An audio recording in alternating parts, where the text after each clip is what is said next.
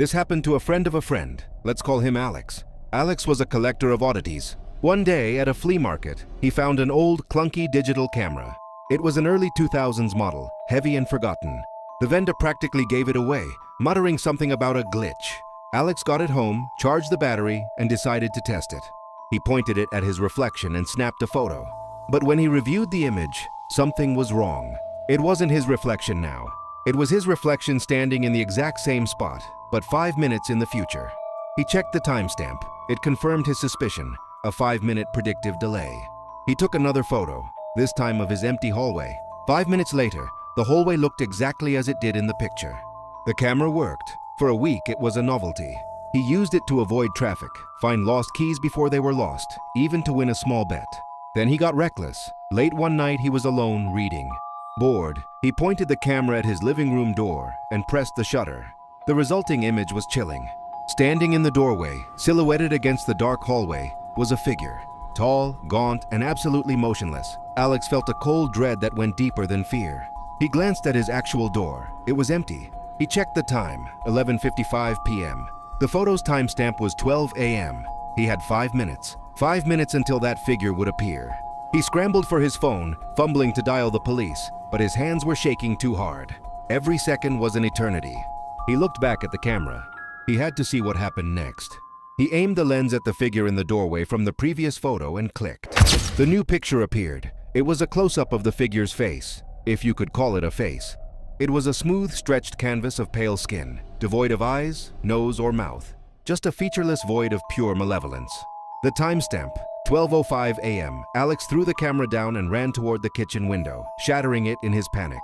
As he dove outside, he heard the faint, wet sound of slow, heavy footsteps beginning to cross his living room floor, exactly where the figure stood 5 minutes prior. He never went back. They say the woods have always been restless, but it was a different kind of unrest that night. It was a silence that swallowed sound, a darkness that tasted of iron and damp earth. I hadn't seen another soul in weeks since I took refuge in that forgotten cabin. The fear wasn't about being alone. It was about the growing certainty that I was being waited for. Every night, the same cold spot in the clearing. Every morning, a new shallow scratch on the outer door, like a child testing the limits of my sanctuary. Tonight the moon was gone, and the wind had died. That's when the turn of the handle began. A sound so soft it should have been comforting, but it vibrated through the very marrow of my bones. It wasn't trying to break in. It was simply confirming that the lock meant nothing.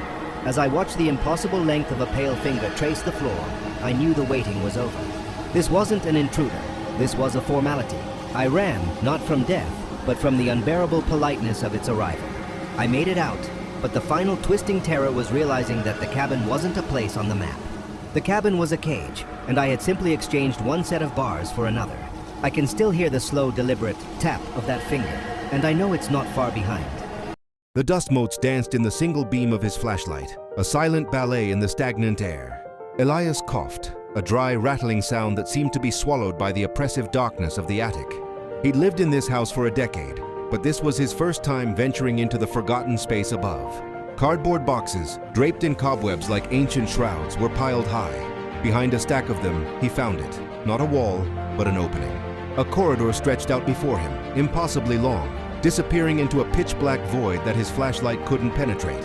It was narrow, the walls an unnerving, seamless wood, and it smelled of old paper and something else, something damp and vaguely metallic. He took a hesitant step inside, his boots echoing unnaturally in the confined space. The corridor was lined with identical, featureless wooden doors, each one a dark, unblinking eye in the gloom. He tried the first handle. It was locked. So was the second and the third. As he moved deeper, a sound began to reach him, faint at first, then growing more distinct. It was a wet, scraping noise, rhythmic and slow, echoing from the far, unseen end of the hallway. Scrape, drag, scrape, drag. The sound grated on his nerves, raising the fine hairs on his arms. A cold dread, heavy and suffocating, began to settle in his chest. Every instinct screamed at him to turn back, but a morbid curiosity, a need to understand the impossible geometry of this place, propelled him forward.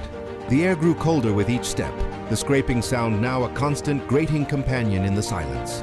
He pressed on, the beam of his flashlight trembling in his hand. The corridor seemed to stretch on forever. Then, the light caught something in the middle of the hallway. It was a child's rocking horse, its paint chipped and faded.